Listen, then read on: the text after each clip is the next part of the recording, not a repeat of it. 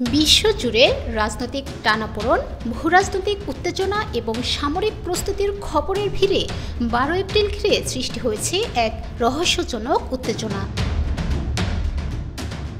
বিভিন্ন গোপন সামরিক নথিফাঁস, কূটনৈতিক অস্থিরতা এবং সামাজিক যোগাযোগ মাধ্যমে ছড়িয়ে পড়া নানা গুজবের কারণে অনেকেই আশঙ্কা করছেন তৃতীয় বিশ্বযুদ্ধের সূচনা হতে পারে এই দিনেই। রাশিয়া ইউক্রেন যুদ্ধ, ইসরায়েল ফিলিস্তিন সংঘাত, চীন তাইওয়ান ইস্যু এবং যুক্তরাষ্ট্রের হস্তক্ষেপ নিয়ে আন্তর্জাতিক রাজনীতিতে একরকম উদ্বেগজনক পরিস্থিতি তৈরি হয়েছে। সাম্প্রতিক সময়ে ন্যাটো ও রাশিয়ার মধ্যে উত্তেজনা যেমন বেড়েছে, তেমনি এশিয়ায় চীন ও যুক্তরাষ্ট্রের প্রতিদ্বন্দ্বিতা পৌঁছেছে চরমে।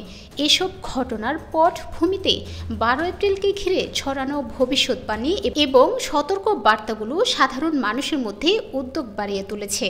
তবে আন্তর্জাতিক বিশ্লেষকরা বিষয়টিকে সরাসরি বিশ্বযুদ্ধের শঙ্কা হিসেবে না দেখিয়ে রাজনৈতিক মনস্তাত্ত্বিক চাপ বা সাইবার যুদ্ধের কৌশল হিসেবেও দেখছেন। কেউ কেউ মনে করছেন এটি আন্তর্জাতিক জনমত প্রভাবিত করার একটি প্রচেষ্টা, যার মাধ্যমে এক ধরনের ভয়ের আবহ সৃষ্টি করে রাজনৈতিক স্বার্থ আদায় করা হচ্ছে।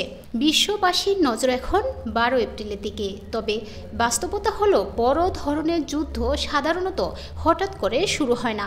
এর পেছনে থাকে দীর্ঘ পরিকল্পনা ও সংকেত। তাই সচেতনতা এবং তথ্য ভিত্তিক বিশ্লেষণই এই মুহূর্তে সবচেয়ে গুরুত্বপূর্ণ। বিশ্ব শান্তি হোক, এটাই সকলের প্রার্থনা।